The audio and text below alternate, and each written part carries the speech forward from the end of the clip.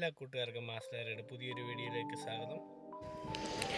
ഇന്ന് നമ്മൾ എത്തിയിരിക്കുന്നത് ഡബ്ലിൻ സൂവിലാണ്. ഡബ്ലിൻ സൂവിലെ മനോഹരമായ കാഴ്ചകളാണ് ഇന്ന് നമ്മൾ കാണുന്നത്. കയറി ചെല്ലുമ്പോൾ തന്നെ നമ്മളെ എതിരേറ്റ ഒരു താറാവാണ്. അപ്പം നമ്മൾ അകത്തോട്ട് പോവുകയാണ്. ഇവിടെ എല്ലായിടത്തും റെക്കമെൻഡഡ് റൂട്ടും അതിലേ പോയി കഴിഞ്ഞാൽ ഏതൊക്കെ മൃഗങ്ങളെ കാണാമെന്നൊക്കെ ഇവർ എഴുതി വെച്ചിട്ടുണ്ട്. നമ്മളോട് ഇന്ന് സിനു ഉണ്ട്, സിനുവിൻ്റെ ഒരു കൂട്ടുകാരുണ്ട്, മിച്ചു ഉണ്ട്. അപ്പം നമ്മൾ അടുത്ത കൂടിനടുത്തെത്തി. ഈ കൂടിന് ഫ്രണ്ടിൽ തന്നെ ഇതിൻ്റെ പേരുകളൊക്കെ എഴുതി വെച്ചിട്ടുണ്ട്. പക്ഷേ നമുക്ക് കൂടുതൽ ഡെക്കറേഷൻ ഒന്നും വരാം, കാരണം അതിൻ്റെ പേരൊക്കെ വായിക്കാനൊക്കെ ഭയങ്കര പാടാണ്. ഇത് കുരങ്ങന്മാരുടെ ഒരു കേന്ദ്രമാണ്. നമ്മൾ സൈഡിൽ കൂടെ കണ്ടു. അപ്പോൾ ഇച്ചിരി കൂടെ അടുത്ത് കാണാൻ പറ്റും. ഇവിടെ എന്നാൽ കൂട്ടമായിട്ടിരിക്കുകയാണ്.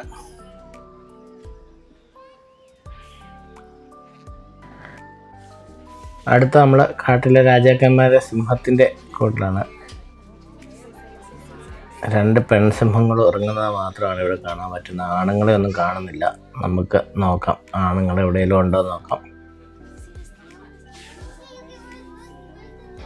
അടുത്ത നമ്മൾ കാണാൻ പോകുന്നത് ദ വിസ്ലിംഗ് ഡോഗ്സ് ആണ്. അപ്പോൾ കുറുക്കന്മാരാണ്. ദൂരെ ഒരു കുറുക്കൻ ഓടിപ്പോകുന്നുണ്ട്. ഞാനിതിനു മുമ്പ് സന്ദർശിച്ചിട്ടുള്ളത് ഡൽഹി സൂ ആണ്. അവിടെ നമ്മൾ മൃഗങ്ങളെ വളരെ ദൂരെയാണ് കാണുന്നത്. ഇവിടെ എന്ന് പറഞ്ഞാൽ ഒരു ചില്ലിനപ്പുറത്താണ് കാണുന്നത്. വളരെ അടുത്ത് കാണാൻ പറ്റുമെന്നുള്ളതാണ് ഈ ഡബ്ലിൻ സൂവിൻ്റെ പ്രത്യേകത. വളരെ ക്ലോസ് ആയിട്ട് ഒരു ചില്ലിന് തൊട്ടപ്പുറത്തൂടെയാണ് ഇത് നടന്നു പോകുന്നത്.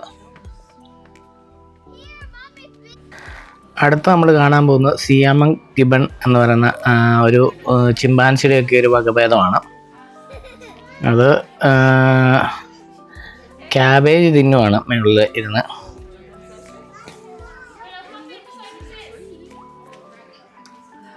ഇത് കൂടുകളിലാണ്. ഇത് ക്ലോസ്ഡ് കൂടുകളിലാണ്. ഇത് നമുക്ക് വളരെ അടുത്ത് തന്നെയാണ്. എൻ്റെ ഒരു കുട്ടിയുണ്ട്.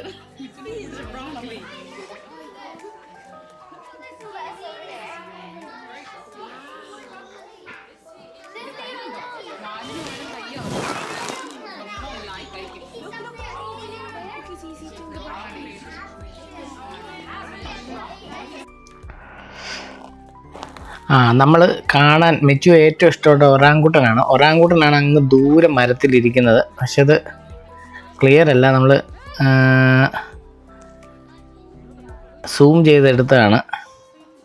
ഞങ്ങൾ തിരിച്ച് വന്നപ്പോൾ ഒറാങ്കൂട്ടനെ ശരിക്കും അടുത്ത് കണ്ടായിരുന്നു. പക്ഷെ അത് അന്നേരം ക്യാമറയിൽ ചാർജ് ഇല്ലായിരുന്നതുകൊണ്ട് നമുക്ക് എടുക്കാൻ പറ്റിയില്ല. അപ്പോൾ നമ്മളിങ്ങനെ നടന്നു വന്ന വഴിക്ക് പ്ലേ ഗ്രൗണ്ട് ഉണ്ട് കുട്ടികൾക്ക് കളിക്കാൻ വേണ്ടി. അത് കണ്ടോടെ മിച്ചു എക്സൈറ്റഡായി. മിച്ചു ഓടി, അമ്മയുടെ കൈ വിട്ടിട്ട് ഓടി സ്ലൈഡിൽ കയറിയിട്ടുണ്ട്. സ്ലൈഡ് കണ്ടാൽ പിന്നെ അവൾ തിരിച്ചു വരത്തില്ല. സ്ലൈഡ് അവിടെ ഒരു വീക്ക്നെസ് ആണ്. സ്ലൈഡിലോട്ട് പോയിട്ടുണ്ട്.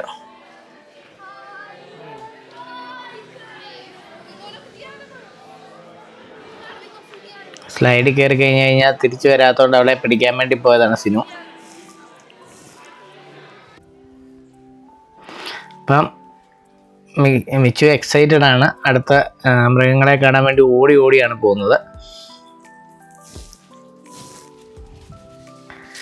അടുത്ത നമ്മളൊരു കൂടിനകത്തോട്ട് കയറിയാണ്. നമ്മുടെ മുമ്പിൽ പോയ ആൾക്കാർ പോകുന്നതുകൊണ്ട് നമ്മളങ്ങ് പോവുകയാണ്. ഇതാണ് അവർ പറഞ്ഞിരിക്കുന്ന കറക്റ്റ് റൂട്ടും. അപ്പം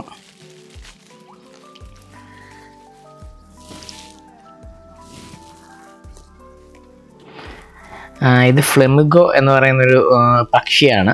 വളരെ ദൂരെയാണ് ഇതിരിക്കുന്നത്. പക്ഷേ കണ്ണുകൊണ്ട് കാണാൻ അടിപൊളി ഒരു കാഴ്ചയാണ്. ഞാൻ സൂം ചെയ്ത് നോക്കിയതാണ്, പക്ഷെ അത്ര ക്ലിയർ അല്ല. പക്ഷേ അടിപൊളി ഒരു കാഴ്ചയാണ് ശരിക്കും പറഞ്ഞാൽ. കണ്ണുകൊണ്ട് കാണുമ്പോൾ നമുക്ക് അത് പക്ഷെ ദൂരെ ഇരിക്കുന്നതെന്നുള്ള ഒറ്റ പ്രശ്നമേ ഉള്ളൂ. നല്ല രസമാണ് അതിനെ കാണാൻ. ഒരു പിങ്ക് കളറാണ്.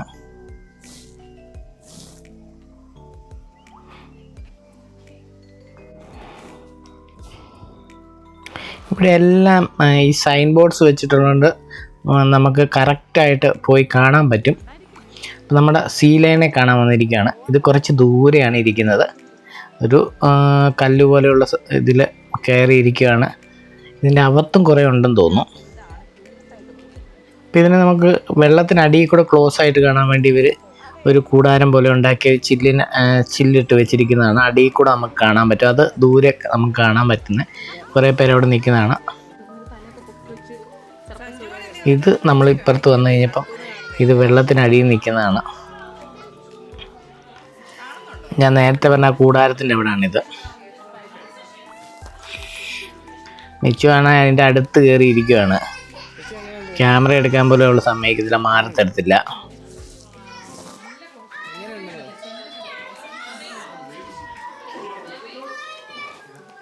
കുട്ടികൾക്ക് അടിപൊളി കാഴ്ചയാണ്, കാരണം എല്ലാവരും അടുത്ത് പോയി നിന്ന് കാണുകയാണ്. ഇത് തല ഇങ്ങനെ വെള്ളത്തിന് ഉയർത്തി പിടിച്ചിട്ട് ആണിത് കിടക്കുന്നത്. ഇത് ഒന്ന് ബ്ലൂ വെയിലിൻ്റെ സ്കെൽട്ടൺ ആണെന്ന് തോന്നുന്നു. ഇവിടെ ബോർഡ് വെച്ചിട്ടുണ്ട്, ബ്ലൂ വെയിലിൻ്റെ സ്കെൽട്ടൺ എന്നാണ് പറഞ്ഞത്. ദിനോസറിൻ്റെ ഫോസിലാണ്. ഇതൊക്കെ ഒറിജിനൽ ആണോന്നറിയില്ല, പക്ഷെ അവിടെ എഴുതി വെച്ചിരിക്കുന്നത് കണ്ടിട്ട് ഒറിജിനൽ ആണെന്നാണ്. മുട്ടയുണ്ട്, പിന്നെ ഒരു വലിയ ദിനോസറിൻ്റെ ഫേസ് സ്കെൽട്ടൺ ഉണ്ട്, സ്കെൽട്ടണുള്ള ഫോസിൽ. അപ്പോൾ നമ്മൾ അടുത്ത് വന്നിരിക്കുന്നത് അമൂർ ടൈഗറിനെ കാണാനാണ്. ഇതാണ് നമ്മൾ മോസ്റ്റ് എക്സൈറ്റഡ് ആയിട്ടുള്ള സ്ഥലം ഇതാണ്. കാരണം അമൂർ ടൈഗറിനെ കാണാൻ തന്നെ അടിപൊളി. ദൂരെ കിടക്കുവാണ് അവന്. അവിടെ ആ ഫേസ്, നമ്മുടെ ഭാഗ്യത്തിന് കുറച്ച് കഴിഞ്ഞപ്പോൾ അവൻ എഴുന്നേറ്റ് നടക്കുവാണ്, ഉലാത്തുകയാണ്.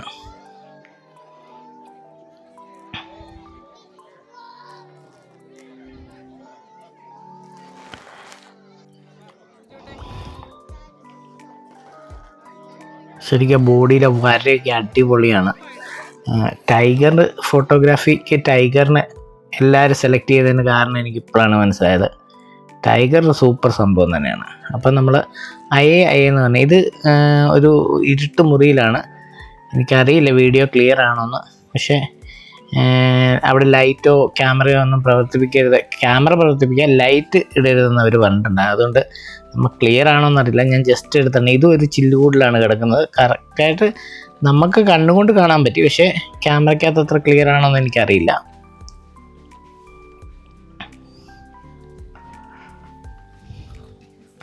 ലൈറ്റ് സെൻസിറ്റീവായിട്ടുള്ള ഒരു ജീവിയാണ്.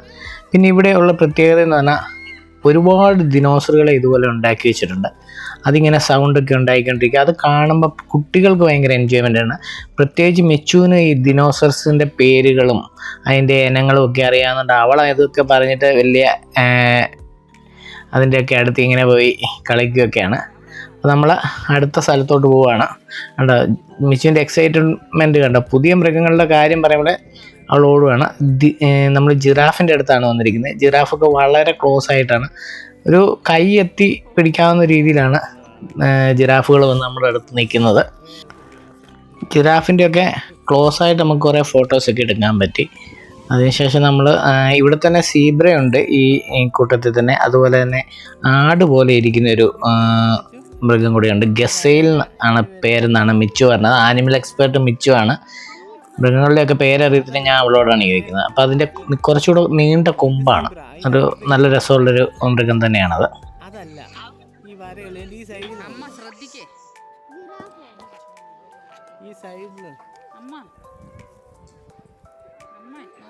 അതാണ് ആ ദൂരെ നിൽക്കുന്നത്. നമുക്കൊന്ന് സൂം ചെയ്ത് നോക്കാം.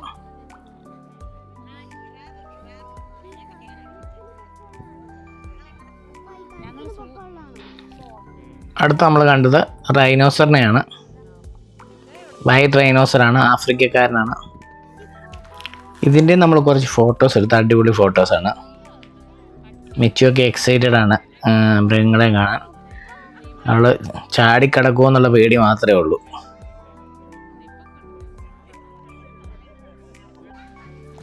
അടുത്ത നമ്മൾ കണ്ട ഹിപ്പോയാണ്. ഇത് വളരെ വെള്ളത്തിനടിയിൽ തന്നെയാണ് ഫുൾ ടൈം. തല മാത്രമാണ് നമ്മൾ കണ്ടത്.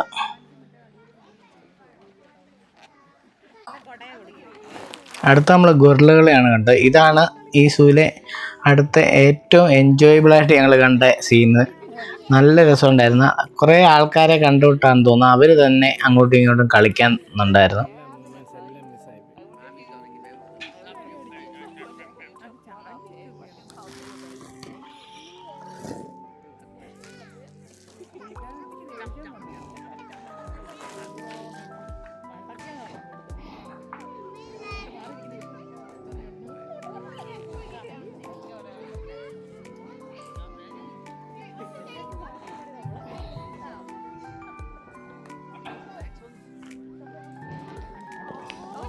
ഇത് കണ്ടപ്പോൾ എനിക്ക് മനസ്സിലായി ഈ നെഞ്ചത്തടി എന്ന് പറഞ്ഞ സാധനം മനുഷ്യൻ എവിടെ നിന്നാണ് കിട്ടിയതെന്ന്. ഇത് ചിമ്പാൻസിയിൽ നിന്ന് തന്നെയാണ്. ഇതിനകത്ത് കുറച്ച് നേരം നമ്മൾ നിന്ന സമയത്ത് തന്നെ കുറേ വട്ടം ഈ ചിമ്പാൻസി ഈ നെഞ്ചത്തടിച്ച് കാണിക്കുന്നുണ്ടായിരുന്നു. അവർ തമ്മിൽ പിണങ്ങിയിരിക്കുമായിരുന്നു എന്നാണ് തോന്നുന്നത്. അതോ ചുമ്മാ രസത്തിന് വേണ്ടി ഫൈറ്റ് ചെയ്യുന്നതാണോന്ന് അറിയത്തില്ല.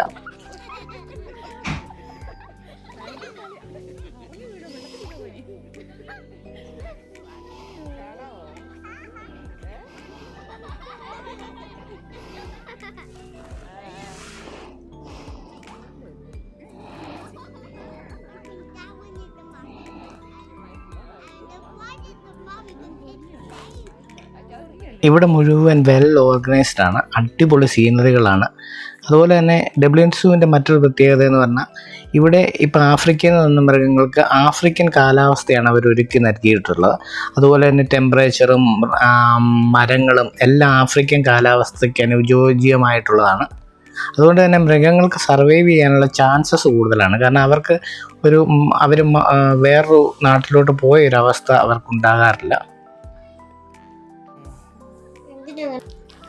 ഇതാണ് അടുത്തൊരു ഡൈനോസറാണ്.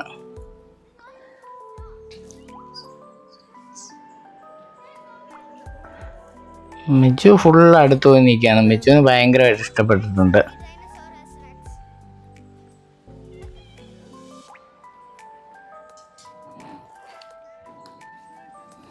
അടുത്ത് നമ്മൾ ചീറ്റയാണ് കണ്ടത്.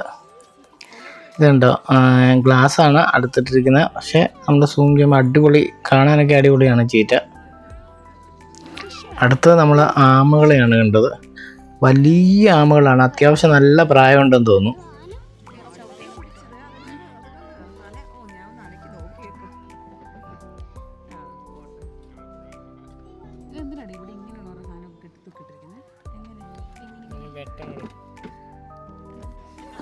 നമ്മൾ മറ്റൊരു ഡൈനോസറിൻ്റെ പ്രതിമ കണ്ടപ്പോൾ മിച്ചു ആക്ട് ചെയ്ത് കാണിക്കാൻ അതിൻ്റെ ഫേസ് എങ്ങനെയാണ് ഇരിക്കുന്നതെന്ന്. പിന്നെ നമ്മൾ കണ്ടത് ഒക്കാപ്പി എന്നാണ് ഇതിൻ്റെ പേര്. ഇത് സീബ്രയുടെ കഴുതയ്ക്കുണ്ടായ സാധനമാണെന്ന് തോന്നുന്നു. കാരണം ഇതിൻ്റെ ബാക്കിൽ വരയൊക്കെ ഉണ്ട്, ഒരു കൊമ്പുമുണ്ട്. നല്ലൊരു ക്യൂട്ട് ആനിമലാണ്. നമ്മൾ ആദ്യമായിട്ടാണ് കാണുന്നത്, ഒരു പുതിയ ആനിമലാണ്. നമ്മളിവിടെ ഒരുപാട് പുതിയ ആനിമലെ കണ്ടിട്ടില്ലാത്ത കുറേ മൃഗങ്ങളുണ്ട്. ഇത് തൊട്ടടുത്ത് അതിൻ്റെ തന്നെ ഫീമെയിലാണെന്ന് തോന്നുന്നു. എനിക്ക് തോന്നുന്നു കൊമ്പ് കൊണ്ടിട്ട് മറ്റേത് മെയിലും ഇത് ഫീമെയിൽ. ഇതിന് കൊമ്പില്ല, ഇത് ഫീമെയിൽ ആവാനാണ് ചാൻസ്. പിന്നെ നമ്മൾ വേറൊരു മൃഗത്തെ കണ്ടു. അതും ഒരു പശുവിന് കൊമ്പുള്ള പോലെ ഒരു സാധനം, നല്ല കളറൊക്കെ ഉണ്ടായിരുന്നു. പക്ഷെ ഇത്ര ക്ലിയർ അല്ല, കാരണം ഇച്ചിരി ദൂരെയാണ്, അത് മരത്തിൻ്റെ തണലിലായതുകൊണ്ട് നമുക്ക് അത്ര ക്ലിയർ അല്ലായിരുന്നു. പിന്നെ നമ്മൾ അടുത്ത പോയത് ആനയുടെ കൂട്ടിലോട്ടാണ്. പക്ഷേ ഇവിടെ വന്നപ്പോൾ നമുക്കൊരു കാര്യം മനസ്സിലായി. നമുക്ക് അത്ര കൗതുകമൊന്നും ഇല്ലെങ്കിലും അയർലൻഡിൽ സായിപ്പന്മാർക്ക് ആന തന്നെയാണ് ഹീറോ. ഇവിടെ ഒരു മിനി സ്റ്റേഡിയം പോലെ പണിതിട്ട് ആനയെ കാണുന്ന രീതിയിൽ അറേഞ്ച് ചെയ്തിട്ട് അതൊരു ട്രെയിനർ അതിന് ആപ്പിളിട്ട് കൊടുക്കുന്നു. അതിനുശേഷം അതിനെപ്പറ്റി ഓരോ ആനകളെ പറ്റിയുള്ള ഡിസ്ക്രിപ്ഷൻസ് അവർ കൊടുക്കുന്നു. ഇവിടെ ആഫ്രിക്കൻ എലിഫൻസും ഏഷ്യൻ എലിഫൻസും ഉണ്ട്. അതിനെപ്പറ്റിയുള്ള വിവരണങ്ങളൊക്കെ അവർ കൊടുക്കുന്നുണ്ടായിരുന്നു.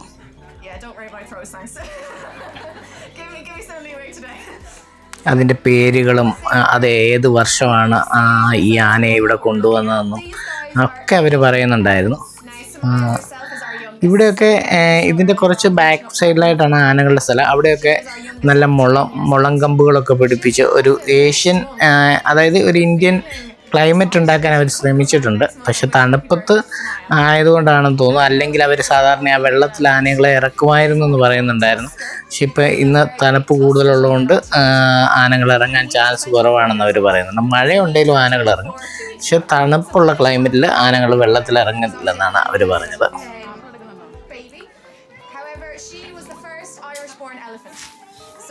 You guys will have recognised, obviously 18 years ago it was a very big deal that we had a first Asian elephant in Ireland, and that would have been Ashen. Now Angbo himself is actually Dutch, so he came from the Netherlands. He's moved around amongst different zoos in his lifetime, so actually we got him from Chester Zoo. അടുത്തത് കുട്ടികളുടെ play area ആണ്. ഇവിടെ കുറേ ഡൈനോസറുകൾ, വലിയ ഡൈനോസറുകളെ ഉണ്ടാക്കി വെച്ചിട്ടുണ്ട്.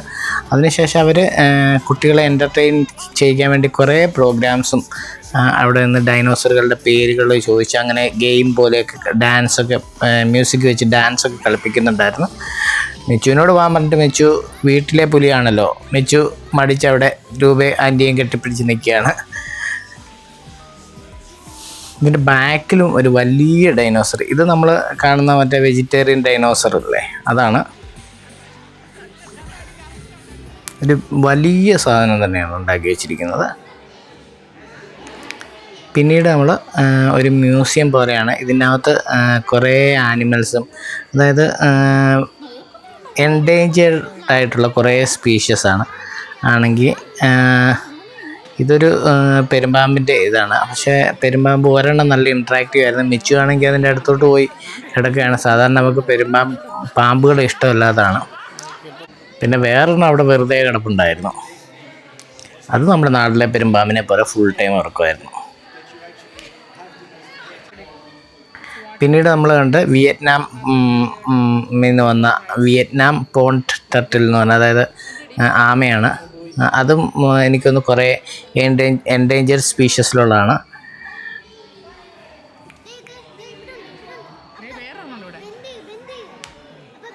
അടുത്ത നമ്മൾ കണ്ടത് നമ്മുടെ നാട്ടിലെ താരമായിട്ടുള്ള ആമയാണ്, നക്ഷത്ര ആമ.